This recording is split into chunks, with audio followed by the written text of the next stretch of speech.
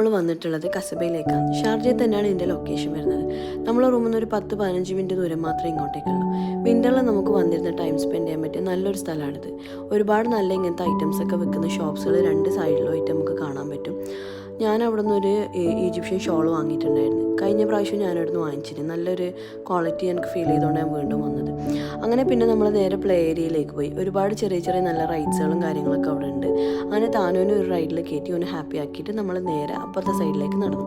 ആ ഒരു ബ്രിഡ്ജ് നല്ല ഭംഗിയിൽ അവർ കളർഫുള്ളായിട്ട് പെയിൻറ്റ് ചെയ്ത് വെച്ചിട്ടുണ്ടായിരുന്നു.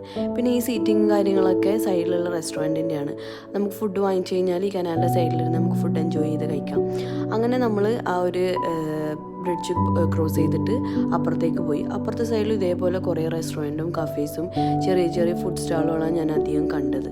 അങ്ങനെ നമ്മൾ അതെല്ലാം ഇങ്ങനെ കുറച്ച് നേരം നോക്കി നടന്ന് കണ്ടു. ഒരു ഐസ്ക്രീമൊക്കെ കഴിച്ച് പിന്നെ നമ്മൾ നേരെ തിരിച്ച് റൂമിലേക്ക് പോയി.